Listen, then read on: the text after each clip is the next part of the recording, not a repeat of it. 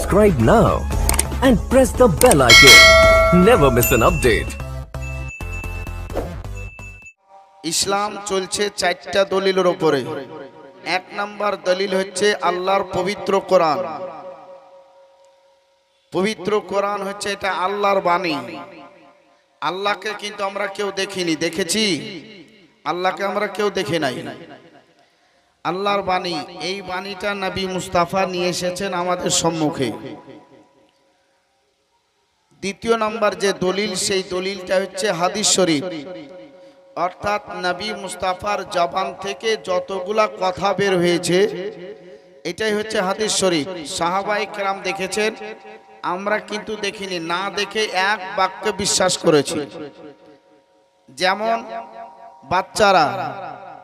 বাচ্চারা মায়ের পেটে থাকে, জন্মগ্রহণ করে। আচ্ছা বলেন তো, ওই বাচ্চাটা যখন জন্মগ্রহণ করে তো ওই বাচ্চাটা জানে যে এটা আমার বাপ? জানে কি? আর একটু হ্যাঁ না করার জন্য তো সামনে আপনাদের একটু আগে আসতে বললাম যে আরে আপনারা বুঝার জন্য এসেছেন আর আমরা বুঝাবার জন্য এসেছি। যদি একটু কিছু নাই বলবো তাহলে কি করে হবে? বাচ্চারা আসে, আসার পরে বাচ্চা জানে না যে এইটা হচ্ছে আমার বাপ। বাচ্চা আস্তে আস্তে বড় হয়, তখন মা, পরিবার যারা আছে এরা শিখিয়ে দেয় যে এটা হচ্ছে তোমার বাবা।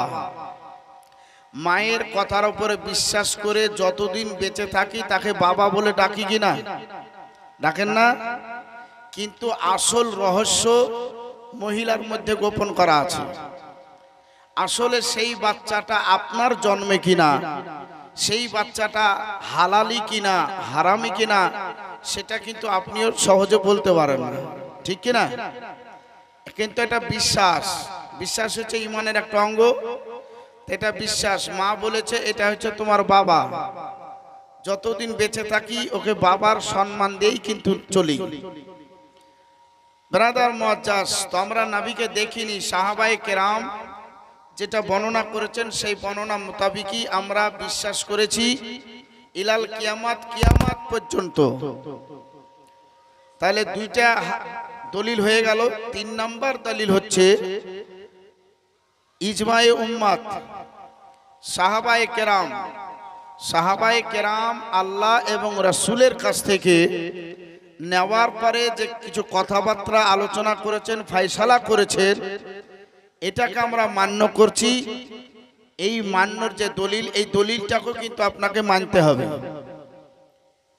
চতুর্থ নম্বর যে ইসলামের চলার জন্য যেটা দলিল দেওয়া হয়েছে সেটা হচ্ছে কিয়াস। মায়েকে জালসা করবেন, মায়েকে জালসা করা জায়েজ। এটা কোরআনও নাই, হাদিসও নাই, ইজমাই উম্মাতও নাই। এটা দলিলটা কোথায় পাবেন? এটা কিয়াস যখন করবেন তখন আপনি মায়েকটা পেয়ে যাবেন যে মায়েকটা জালসাতে, মায়েকে জালসা করা জায়েজ, মায়েকে আজান দেওয়া জায়েজ, এটা তখন আপনি পাবেন। অর্থাৎ ভালো কাজে এই মেশিনটাকে ব্যবহার করা হচ্ছে। তাহলে এই চারটা দলিলে যেগুলা আমরা পাবো সেগুলা কিন্তু মানবো, আর চারটা দলিলের বাহিরে যেগুলা আছে সেগুলা কিন্তু আমরা গুরুত্ব দিব না। কথা ঠিক কিনা?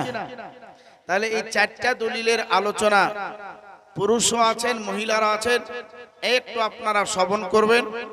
আর নবী মুস্তাফার দিকে লক্ষ্য রেখে আল্লাহর পবিত্র কোরআন থেকে পড়েছি, কদ জাআকুম মিনাল্লাহি নূরুম ওয়া কিতাবুম মুবিন। নিশ্চয় এসে গিয়েছে তোমাদের সম্মুখে পবিত্র নূর এবং রওশন কিতাব। পবিত্র নূর এবং রওশন কিতাব আসলেন কবে? কিতাবটার নাম হচ্ছে ফাতাওয়া আজহারিয়া, আখতার রাজা হুজুরের লেখা। এই কিতাবের মধ্যে বর্ণনা করছেন যে 571/72 খ্রিস্টাব্দে নবী মুস্তাফা এই পৃথিবীতে সোমবারের দিন শুভে সাদিকে মা আমিনার বাড়িতে মক্কা নগরে আসার পরে উজালা করলেন দোনো জাহানকে। জোরে বলুন। আসলেন মক্কায়, ভারত উজালা হলো।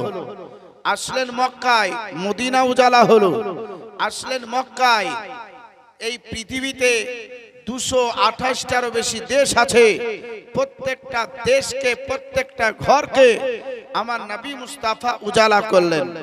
এই নবী হচ্ছেন জিন্দা হায়াতুন নবী, রহমাতুল লিল আলামিন নবী। এই নবীর একটু জীবন কাহিনী আমরা শোনার জন্য কিন্তু এখানে বসেছি বাবা। নবী মুস্তাফা বলছেন, এই যে এত সুন্দর আপনারা প্যান্ডেল সাজিয়েছেন, এই যে আপনারা এখানে বসে আছেন, এখানে এত কষ্ট করে গ্রাম থেকে আসলেন, পাবেন কি? পাবেন কি? সেই ব্যাপারে শেফা শরীফ এবং মিশকাত শরীফ থেকে প্রমাণ। হাদিস শরীফ হচ্ছে ফায়া হুপনাহুম বিআজনাতি মিনাস সামাই দুনিয়া।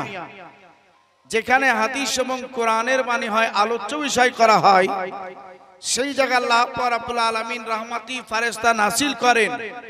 এরা আসার পরে চতুর্থ সাইডে দাঁড়িয়ে যারা শোনার জন্য বসে তাদের উপরে আল্লাহর রহমত বর্ষণ করেন। একবার জোরে বলুন সুবহানাল্লাহ।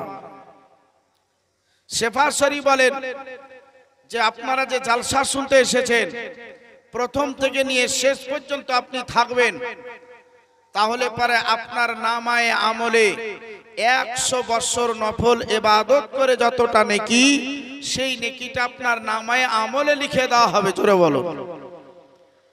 কোরআনের তাফসীর, তাফসীরে রুহুল বায়ান 3 নম্বর পারার মধ্যে বর্ণনা করছেন, যারা महफिल सच्चा नियत आने के बाद बैठ जाता है, महफिल सुनने के लिए जब बैठ जाता है, कुरान सुनने के लिए, हदीस सुनने के लिए जब अपने घर छोड़ के महफिल में बैठ जाता है, तो उसके नामाए अमल पर 1000 नफल नमाज पढ़े যতটা নেকি অতটাই নেকি उसके আমলের মধ্যে লিখে দেওয়া হয়।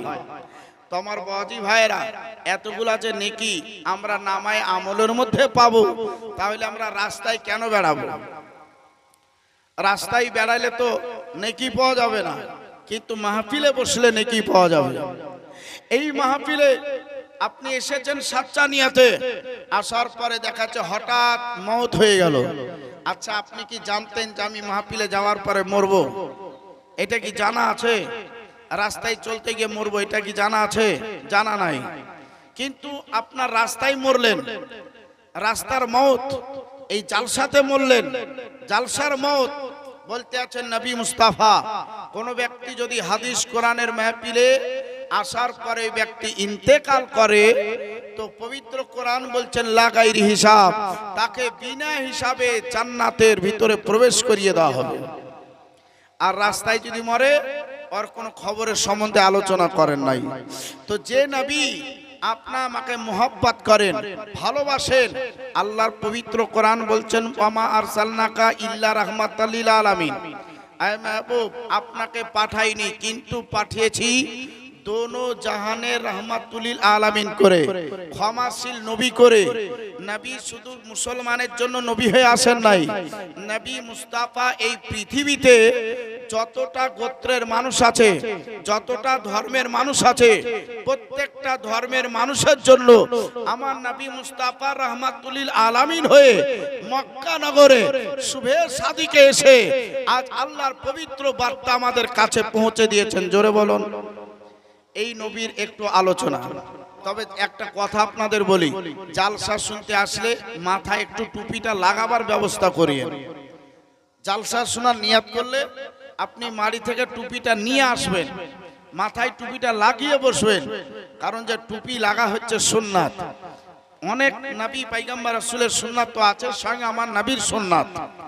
অতএব আমরা যেহেতু নবীকে মানি, নবীর আমরা উম্মাত আনি, অতএব মাথায় টুপিটা একটু লাগাবেন, মাথায় টুপি রাখবেন।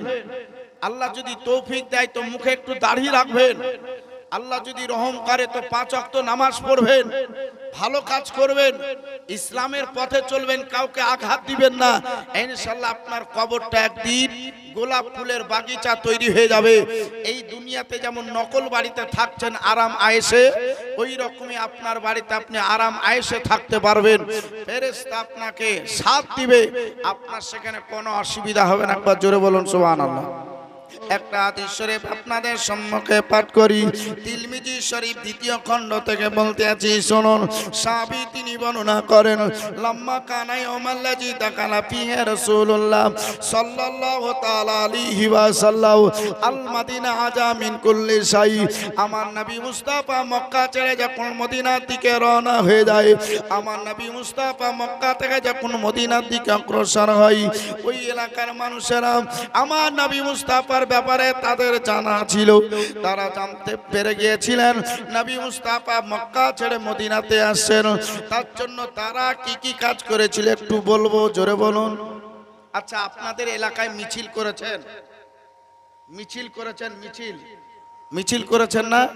তাহলে সেই মিছিলের হাদিসটাকে পড়লাম, সেটা প্রমাণটা দিয়েই জীবনীটা চালু হয়ে যাবে। আগে কিন্তু মদিনা ছিল না, আশরাফ শহর ছিল। সেই আশরাফ শহরে মানুষেরা জানতে পারলো যে নবী মুস্তাফা দুনিয়াতে এসেছেন। ওই নবী মক্কাতে আছেন 51 বছর। আজ ওখানটা ছেড়ে আজকে নবী আশরাফ শহরের দিকে আসছেন। তো নবী যখন আমাদের দেশে আসছেন, তো এই নবীর জন্য সুন্দর করে সাজায়। আচ্ছা, আপনারা এখানে জালসা করছেন, তার জন্য তো সাজিয়েছেন নাকি? সাজান নাই? দেশ বিদেশ থেকে বক্তা আসবে রে ভাই, স্টেজ সুন্দর করে সাজাইতে হবে, তারপরে রাস্তাঘাটে একটু সাজাইতে হবে, একটু বসার জন্য প্যান্ডেলের ব্যবস্থা করতে হবে। এই যে সাজিয়েছেন, এটা হচ্ছে সুন্নাত। কিরকম সুন্নাত? এটা আমরা ফলো করি। আশরাফের মানুষরা বললেন, নবী যেহেতু আসছেন আমাদের দেশে, পা রাখবেন, তো এই নবীর জন্য সুন্দর করে একটা গেট তৈরি করো। ওই জায়গার মানুষেরা সুন্দর করে একটা গেট তৈরি করে নিলেন।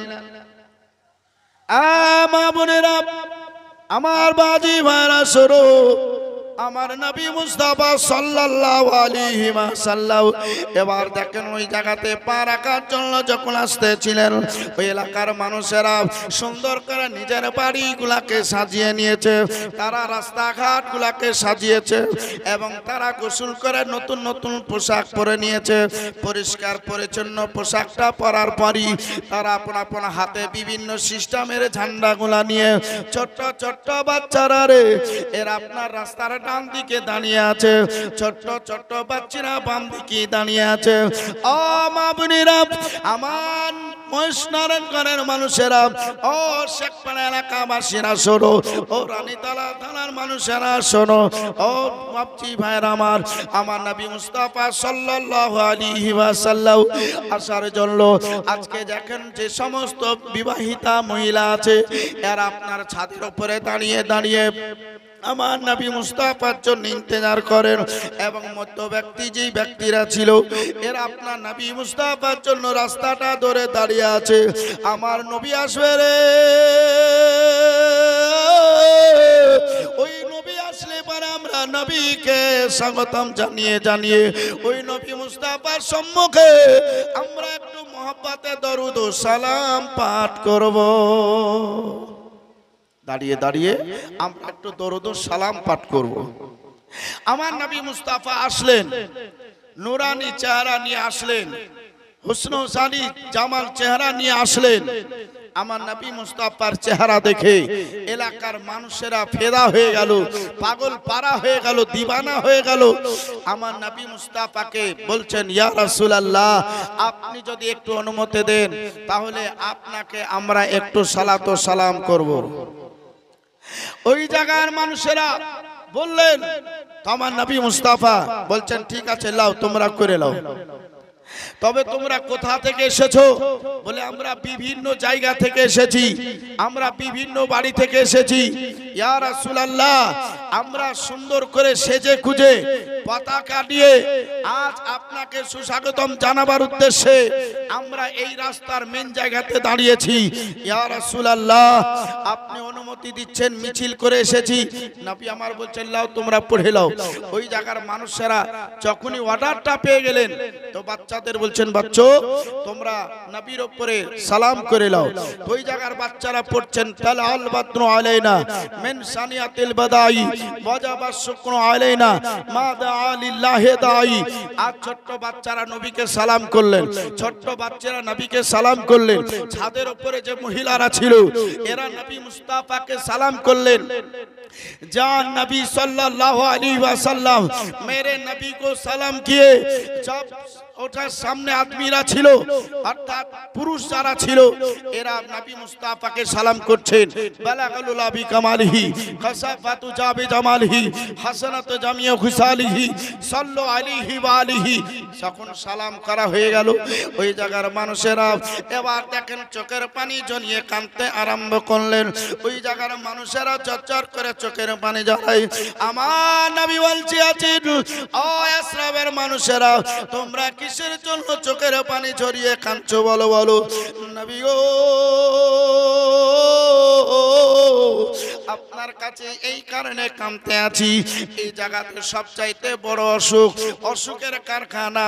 এখানে যাদের টাকা পয়সাগুলো আছে নবী গো তারা নিজের বাড়ি জমি জমা সবকিছু ছেড়ে দিয়ে ওরা অন্য অন্য দেশের দিকে পালিয়ে গিয়েছে।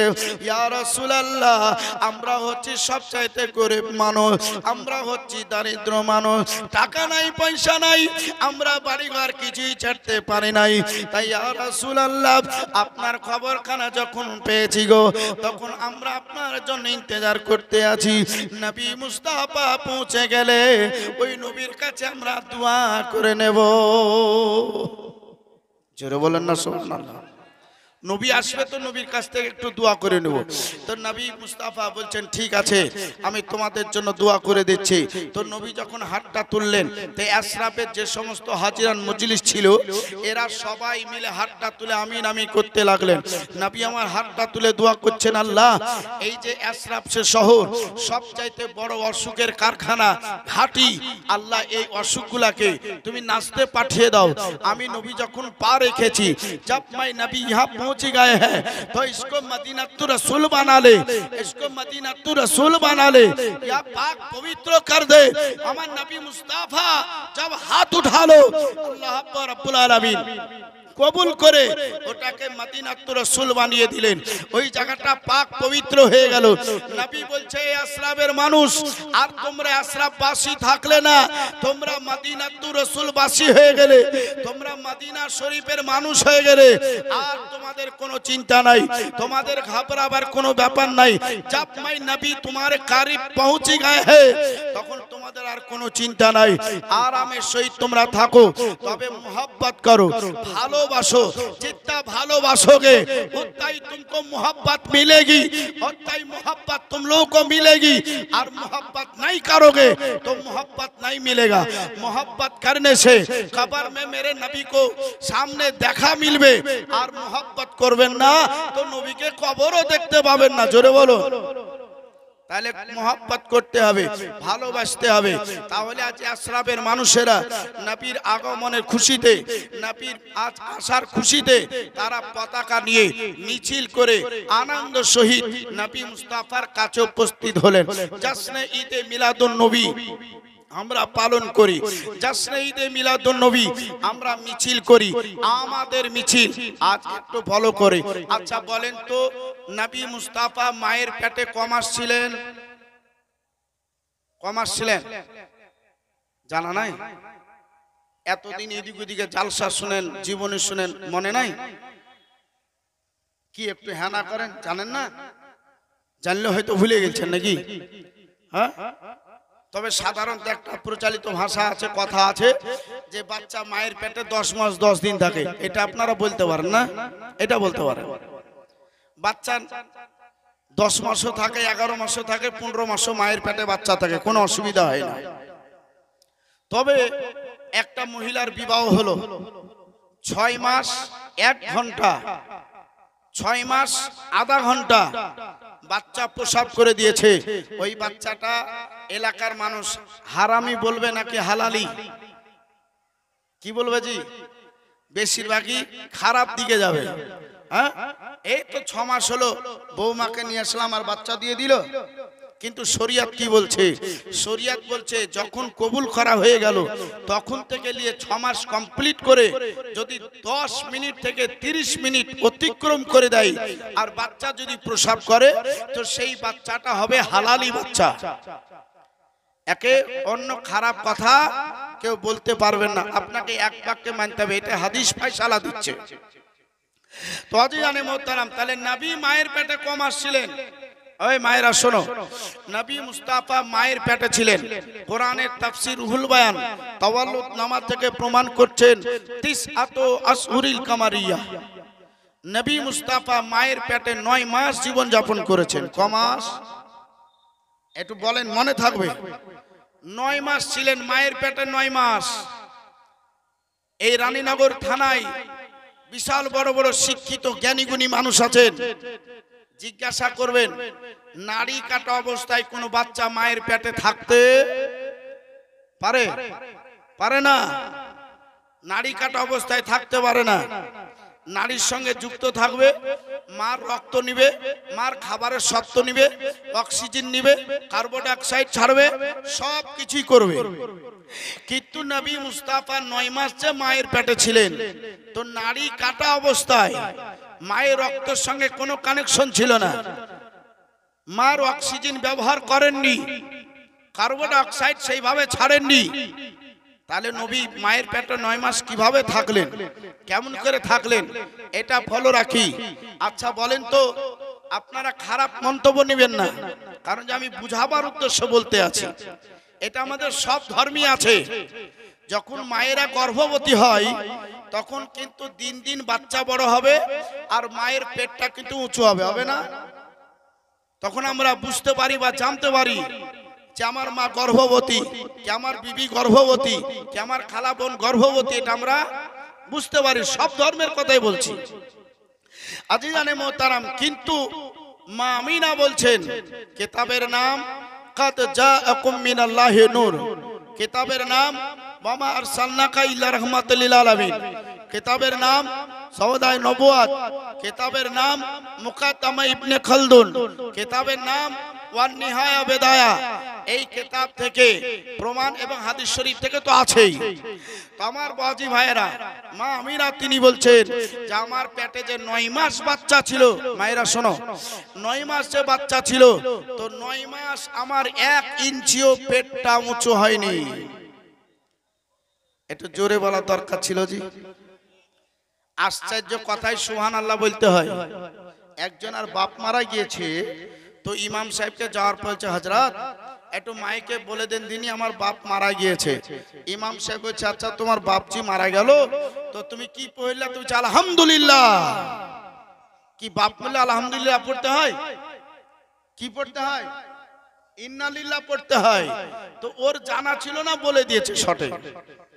তাহলে আশ্চর্য কথায় সুবহানাল্লাহ বললে নেকি পাওয়া যায়, দুঃখের সংবাদে ইন্নালিল্লাহ পড়লে নেকি পাওয়া যায়, খুশির সংবাদে আলহামদুলিল্লাহ পড়লে নেকি পাওয়া যায়।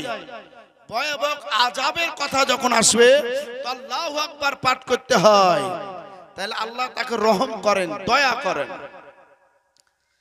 আমার নবী মুস্তাফা মায়ের পেটে 9 মাস, তো মা আমিনা বলছেন যে 9 মাস যে আমার পেটে সন্তানটা ছিল, আমার খাবার খেতে কোনো অসুবিধা হয় নাই, আমার পানি পান করতে কোনো অসুবিধা হয় নাই, আমার রাস্তায় চলতে কোনো অসুবিধা হয় নাই, আমার কাজকর্ম করতে কোনো অসুবিধা হয় নাই। যখনই খাবার খেয়ে আমি বিছানায় চলে যেতাম, তখন চোখটা বন্ধ করে সারা রাত্রি আমি ঘুমিয়ে যেতাম, আমার ঘুমের কোনো ডিস্টার্ব হতো না, আমার পেটের কোনো দারে কোনো ধরনের লাগে নাই। এই মা আমিনা তিনি বলেন একদিনকার একটা কথা তোমাদের সম্মুখে বলবো। আমার বাড়িতে পানি ছিল না বলে আমি পানি আনার জন্য একটা কুয়ার কাছে উপস্থিত হয়েছিলাম। সেই কুয়া থেকেই পানি খানা নিয়ে যখন বাড়ির দিকে ব্যাক করে দেব, সম্মুখে একটা পুরুষকে দেখতে পেলাম। মা আমিনা সেই জায়গায় থরথর করে কাঁপতে আরম্ভ করলেন। জঙ্গলময় রাস্তারে সেই জায়গায় শুধুই মাত্র একটা মহিলার একটা পুরুষ আছে। ও বাপজি ভাইরা, মহিলাটাকে স্বাভাবিক ভয় লাগতে পারে, কারণটা হচ্ছে মহিলা হচ্ছে চুম্বক আর পুরুষ হচ্ছে লোহা, আর লোহা চুম্বক যদি কাছাকাছি হয়ে যায় অটোমেটিক চুম্বকে লোহাকে টানবে কিনা? টানবে না? মহিলা হচ্ছে চুম্বক, আর বেটা ছেলে যারা আছে এরা হচ্ছে লোহা। আজি জানি মোহতারাম, এরা জাতপাত কিছুই দেখে না। কি চুম্বুকে জাতপাত দেখে? দেখে? লোহা দেখে? দেখে না বাপজি ভাই। তা আমি বলতে আছি, মা আমিনা মহিলা ছিলেন, আর ওই জায়গায় একটা পুরুষ, সে তো লোহা ছিলেন। মা আমিনা জঙ্গল রাস্তা, কেউ তো নাই, মক্কার নতুন বউ, একা ভয় লাগতে লাগলো, সর্বনাশ, লোকটা আসছে, লোকটার যে কি নিয়াত সেটা তো আমি জানি না রে ভাই। তো মা আমিনা হাত জোড় করে বলছেন, রব্বে কায়নাত, আমি মক্কার নতুন বউ, আমি কুরাইশি বংশের বউ, আমি আব্দুল্লাহর বউ, আব্দুল্লাহর বিবি, আব্দুল মুতাল্লিবের আমি বৌমা। আল্লাহ বাই চান্স যদি কিছু হয়ে যায় তাহলে মানুষের সম্মুখে মুখ দেখাবো কি করে? তাই বলছে আল্লাহ, লোকটার নিয়ত যদি খারাপ থাকে আল্লাহ তাকে ওখানে ধ্বংস করে দাও, নিয়ত যদি ভালো থাকে তাহলে তো কোনো কথাই নেই, ঠিক কি না বাপজি ভাইরা? চোখটাকে বন্ধ করে ওই জায়গায় চুপচাপ আছেন। মানুষটা কাছাকাছি চলে আসলেন। আচ্ছা, মানুষের সঙ্গে মানুষ দেখা হলে কবার সালাম করবে? আপনি ধরেন আপনার ইমামকে দেখতে পেলেন, কবার সালাম করবেন? একবার। ইমামকে দেখতে পেলেন, মৌলভী সাহেব দেখতে পেলেন, বা ভাই বন্ধু নামাজি দেখতে পেলেন, আসসালামু আলাইকুম বলেন না, হয়ে গেল। শুনতে পারলো না পারলো সেটা পরের কথা। কিন্তু মানুষটা কাছাকাছি আসার পরে বলছেন, আসসালামু আলাইকা ইয়া রাসূলুল্লাহ, আসসালামু আলাইকা আমিনা। তুমি চোখটা খোলো, কোনো অসুবিধা নাই। মহিলা যদি তার মুখমণ্ডল এই মহিষ নারায়ণগঞ্জের প্রত্যেকটা পুরুষকে দেখাই, কোন অসুবিধা নাই, জান্নাত পাবে। সারা পৃথিবীর পুরুষের সম্মুখে তার মুখের ফেসটা যদি দেখতে পাই, কোন অসুবিধা নাই, জান্নাত পাবে। কিন্তু তার মুখমণ্ডল বাদ দিয়ে যদি গা দেখতে পাওয়া যায়, পেট পিঠ দেখতে পাওয়া যায়, বাজু দেখতে পাওয়া যায়, সেই মহিলাটা কবরে তো আযাব হবেই, সে জান্নাত তো দূরের কথা, জান্নাতের বাতাস পর্যন্ত পাবে না। জোরে বলো। তাই মায়ের একটু সাবধান। তো বলতে আছেন আমিনা, তুমি এক কাজ করো, আমার দিকে তুমি দৃষ্টিপাত করো, তুমি তাকাও। মা আমিনা বলছেন, চোখটা খুললাম তো দেখছি মানুষটা সাদা পোশাক পরে, মাথায় পাগড়ি লাগিয়ে, হাতে একটা লাঠি নিয়ে দাঁড়িয়ে আছে। আমি জিজ্ঞাসা করলাম, আপনি ডবল সালাম করলেন? তো বলছে, আমিনা তোমাকে একটা খুশির সংবাদ দিব বলে এসেছি। কি সংবাদ দিবেন আপনি বলুন? বলছেন, আমিনা তুমি হচ্ছে প্রথম মাসের গর্ভবতী, তোমার গর্ভে যেমন তেমন বাচ্চা নয়, তোমার গর্ভে যে বাচ্চাটা আছে, যেই বাচ্চাটা তোমার গর্ভে এখন আছে গো, আল্লাহ রাব্বুল আলামিন দিয়েছেন, ওই বাচ্চাটা সমস্ত নবীদের সর্দার, ওই বাচ্চাটা সবকিছুরই মালিক ও মুক্তার, ওই বাচ্চাটা একজন নবী, ওই বাচ্চাটার নাম হচ্ছে মুহাম্মদ। ও আমিনা, তুমি একজন নবীর মা, তুমি ভাগ্যবতী আমিনা, তোমাকে খবরটা দেওয়ার জন্য আমি এসেছি। আমি কি নাম, কোথা থেকে এসেছি, তুমি এটাই তো জানতে চাইছো। তবে শোনো শোনো, আল্লাহ রাব্বুল আলামিন আমাকে জান্নাত থেকে পাঠিয়েছে গো, আল্লাহর নির্দেশে জান্নাত থেকে এসেছি। আমি তোমার সম্মুখে খবর করে দিলাম, আমি হচ্ছি হযরতে আদম শফিউল্লাহ, আদম নবী। তোমাকে খবর দিলাম, ভালোভাবে তুমি খাওয়া দাওয়া করবে, ভালোভাবে তুমি চলাফেরা করবে, যাও। মা আমিনা বলছেন, অত্যন্ত খুশি। আচ্ছা বলেন তো, যখন আমরা নতুন বিয়ে করলাম, বিয়ে করার পরে খবর পেয়েছি বিবি আমার গর্ভবতী, তখন কি আমরা খুশি হয়েছি না হয় নাই? খুশি হন নাই? খুশি হন নাই? যাক, বাবা হতে চলেছে, খুশি সংবাদ তো। আরে বেটা বেটি জবি হো, খুশির সংবাদ, এ তো আল্লাহর নিয়ামত। মহিলাদের জন্ম হচ্ছে জান্নাতের ভিতরে, আর বেটা ছেলে জন্ম হচ্ছে জান্নাতের বাহিরে। মেয়ে ছেলে হচ্ছে ডবল রহমতে ইলাহি, বেটা ছেলে হচ্ছে একটা রহমতে ইলাহি। মহিলা জন্মগ্রহণ করলে তাদের ডবল আকিকা করতে হয়, আর একটা আকিকা করতে হয়, আর বেটা ছেলে জন্মগ্রহণ করলে তাকে ডবল আকিকা করতে হয়। আল্লাহ মহিলাদের জান্নাতে জন্ম হওয়ার কারণে মহিলাদের অনেক কিছু মাফ করেছেন। ও মায়েরা শোনো, যখন মহিলা মাসে নাপাকি হয় তাদের 5 ওয়াক্ত নামাজ পড়া মাফ, রোজা যদি হয় রোজা তখন মাফ থাকবে, তবে একটার পরিবর্তে একটাই করতে হবে। আর বেটা ছেলে যদি একটা রোজা কাজা করো তাহলে তোমাকে 60টা করতে হবে কিনা? 60টা করতে হবে। তাহলে মেয়ে ছেলে বেটা ছেলের মধ্যে পার্থক্য নাই? আছে। বেটা ছেলে ঈদ বকরা ঈদের নামাজ পড়বে, কিন্তু কোন মহিলা ঈদ বকরা ঈদের নামাজ পড়বে না। আল্লাহর তরফ থেকে এটা মাফ করা আছে। বেটা ছেলে জুম্মার নামাজ পড়বে, কোন মেয়ে ছেলে জুম্মার নামাজ পড়বে না। আল্লাহর তরফ থেকে এটা মাফ। মেয়ে ছেলে তুমি সোনা পড়ো, তোমাকে সোনা পরা জায়েজ, তবে তোমাকে লোহা পরাটা জায়েজ নয়। মহিলাকে চাঁদি পরা জায়েজ, কিন্তু মহিলাকে কোনো তামা পরা জায়েজ নয়। মহিলাকে কাঁচ ব্যবহার করা জায়েজ, অর্থাৎ কাঁচের চুড়ি ব্যবহার করা জায়েজ, কিন্তু কোন সিটি গোল্ডের জিনিস ব্যবহার করা জায়েজ নয়। এ মায়েরা, আল্লাহ তোমাদের অনেক কিছু মাফ করেছে, সেটা তোমাদের একটু ফলো করতে হবে, সেটার দিকে তোমাদের একটু লক্ষ্য রাখতে হবে। একটা আমরা ফলো রাখি। মা আমিনা তিনি বলেন, আমি অত্যন্ত খুশি। স্বামী যখন আসলো, স্বামীকে বলতে আছি, স্বামী গো, আজকে একটা খুশির সংবাদ দিব, একটা খবর শোনাবো। স্বামী বলছে, কি খবর শোনাবো? তাহলে শোনাও। তো বলছে, এখন শোনাবো না, রাতের বেলায় শোনাবো। রাত চলে আসলো, খাওয়া দাওয়া হয়ে গেল। বলছে, আপনার পাটা শার্ট করেন। পা শার্ট করে দিলেন, এইদিকে তাকান, পা শার্ট করে দিলেন। কারণ যে কথা বলে যতটা বুঝাইতে পারবো, সুর করে কিন্তু ততটা আপনারা বুঝতে পারবেন না। এখানে নাম কামাবার জন্য আসি নাই, এখানে বাহার ইসলামিক বাজি কিছু বাহার করব সেটার জন্য আসি নাই। এখানে আকীদার কথা, হাদিস কোরআনের কথা দুটা বলার জন্য আপনাদের কাছে হাজির হয়েছি, যদি কাউরি কাজে লেগে যায়। তো আব্দুল্লাহ বলেন, পা শার্ট করে দিলাম। মা আমিনা মাথাটা রেখে দিলেন। আব্দুল্লাহ বলছেন, আমি চুলগুলাকে লাটতে লাগলাম। চোখের সঙ্গে চোখের মোহব্বত হচ্ছে, জোরে বলুন। চোখের সঙ্গে চোখের মোহব্বত। বলছেন, বিবি তাহলে তুমি আবার কি বলতে চাইছো বলো? বলছে, আপনি বাবা হতে চলেছেন, আপনার সন্তান আমার গর্ভে আছে। আল্লাহ পাক রব্বুল আলামিন আমাকে গর্ভবতী করেছেন। আল্লাহ আমার পেটে একটা সন্তান রেখেছেন। এই সন্তানটা যেমন তেমন সন্তান নাই। এই সন্তানটা সমস্ত নবীদের সরদার, সমস্ত জিনিসের মালিক ও মুখতার, যার নাম বলে গেছে মুহাম্মদ। এই কথা যখনই শুনে লাবা আব্দুল্লাহ তিনি বলে, আমি আমার বিবির মাথাটা বালিশের উপরে রেখে দিয়ে, আমি কাপড়ের পেটের কাছ থেকে কাপড়খানাকে একটু হটিয়ে দিয়ে, আমি মোহব্বতে দুইটা চুমা খেলাম এবং কান লাগিয়ে দিলাম। বিবি বলতে আছে, আমি না স্বামী ও, আপনি কানটা লাগিয়েছেন, আপনার সন্তানের কথা কি শুনতে পান? ওই জায়গা আব্দুল্লাহ তিনি বলেন, আমার সন্তান তোমার পেটে আছে, আল্লাহর জিকির করে আল্লাহকে রাজি করতে আছে, জোরে বলুন সুবহানাল্লাহ।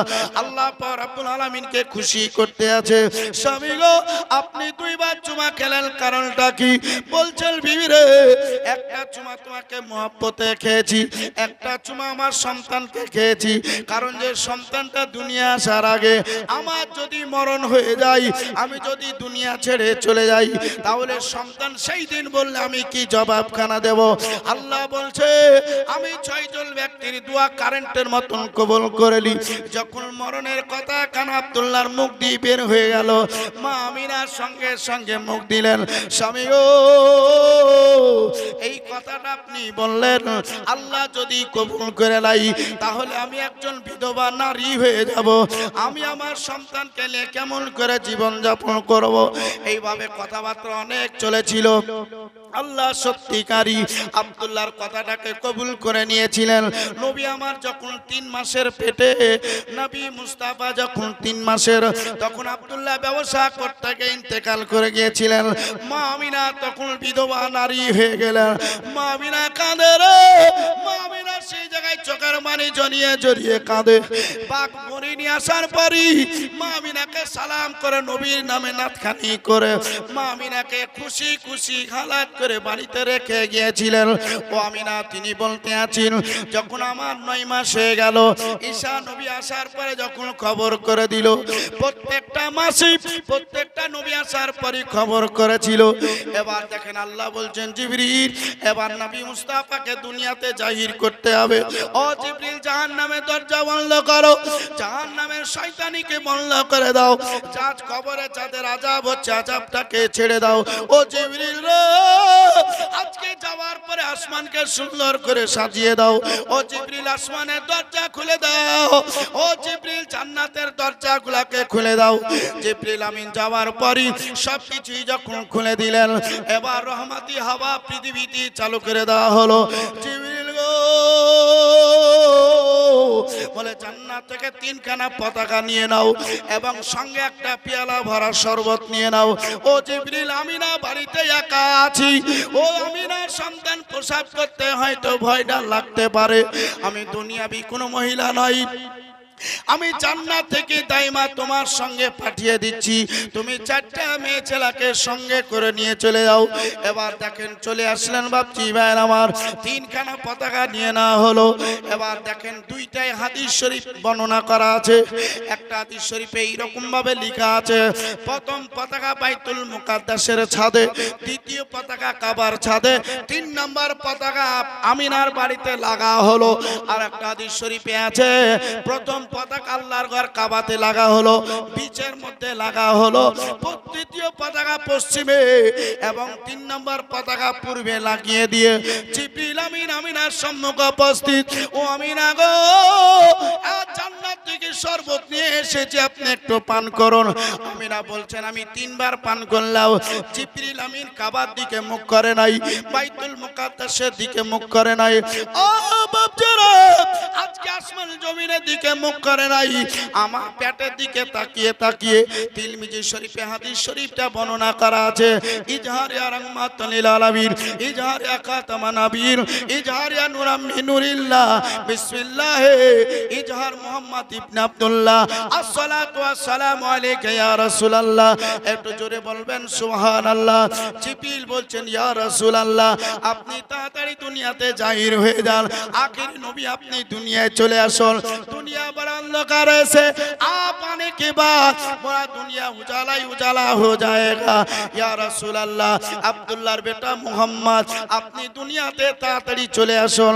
তাইদেরকে যখন হাজির করে দেওয়া হলো, মা আমিনা 4টা মেয়ে ছেলের মধ্যে একটা মেয়ে ছেলেকে চিনতে পেরে গিয়েছিলেন, সেটা ছিল ফেরাউনের স্ত্রী আসিয়া। 4টা মহিলা জান্নাত থেকে এসেছিল, তাদের নাম তো জানা আছে, জানা নাই? জানা নাই আপনাদের? 4টা মেয়ে ছেলে এসেছিল, জানা আছে, কিন্তু ভুলে গিয়েছেন। মানে শোনেন, মনে থাকে না। মানে কেন মনে থাকে না? আপনি এদিকে নবী নবীও করছেন, নবীর গুণগান করছেন, আপনি দরুদ পড়ছেন, জালসা শুনছেন, মিলাদ শুনছেন, কোরআনও তেলাওয়াত করছেন, আর সুযোগ পেলে আবার ফ্রি ফায়ারও খেলছেন। হ্যাঁ, এই তো মুসলমানের হাল। বাবাজি ভাইরা মোবাইল ধরে নিল তো বলছে মার মার মার মার। ওরে বাপরে, মার মার করতে করতে নিজের বাপকে মেরে শেষ করে দিচ্ছে। এই তো বর্তমান হাল। ফ্রি ফায়ার খেলা চলবে না, পাবজি পাবজি খেলা চলবে না।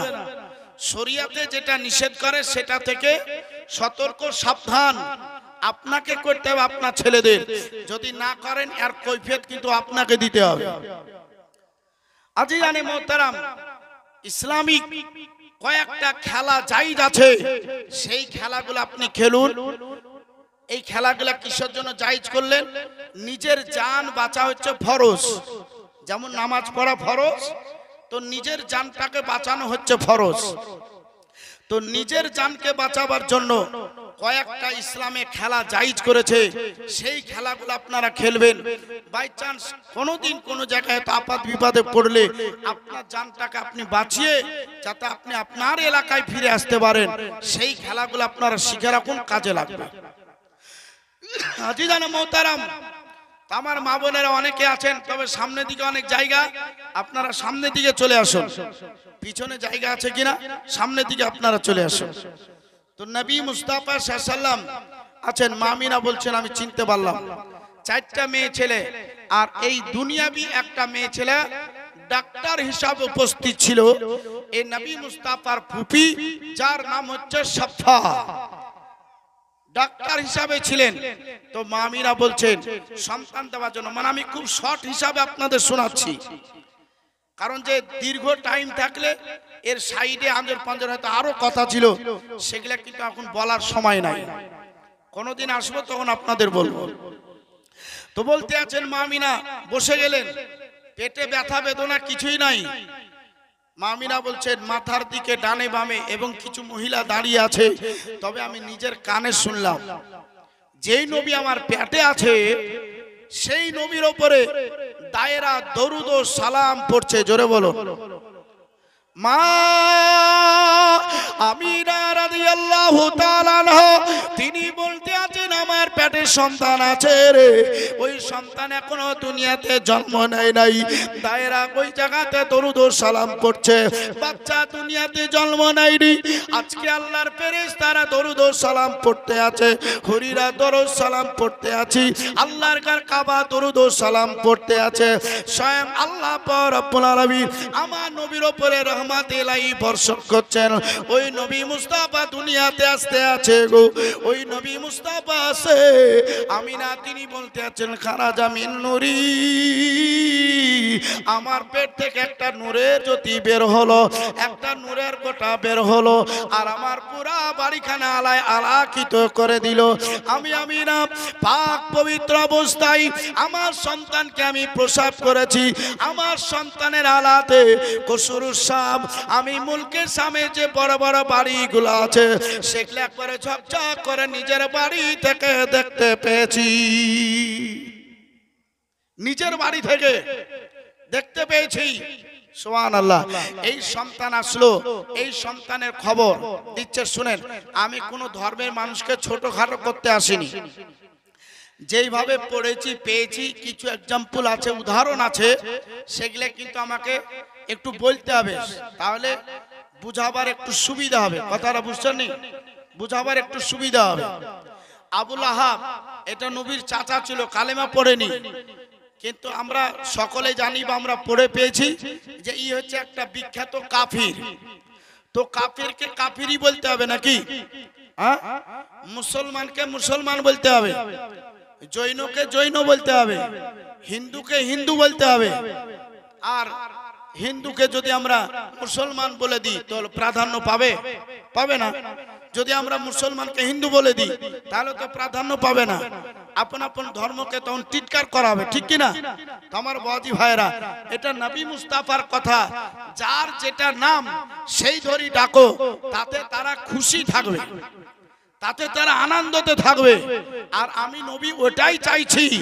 আজি জানে মোহতারাম, তো আমি বলতেছিলাম যে একজন বিখ্যাত কাফির যার নাম হচ্ছে আবু লাহাব, ৮৩,০০০ টাকাতে একটা মেয়ে ছেলেকে খরিদ করেছিল, যার নাম হচ্ছে সুয়াইবিয়া। এ নবীর বেলাদাতের খুশি, আমাদের খুশি, আপনার কাফেরকে যাওয়ার পরে দিয়ে দিল। বলছে আবু লাহাব তুমি এখনো শুয়ে আছো বিছানে, ওদিকে তোমার ভাতিজা জন্মগ্রহণ করেছে।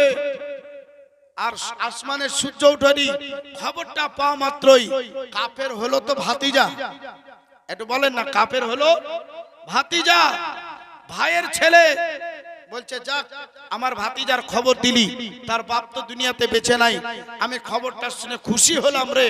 সুয়াইবিয়া যা, তোকে আমি আজাদ করে দিলাম, যা আমার ভাতিজাকে কোলে তুলে মোহাব্বতে দুধ পান করিয়ে যা, চলে যা। এইদিকে সুয়াইবিয়া দৌড়াতে লাগলো।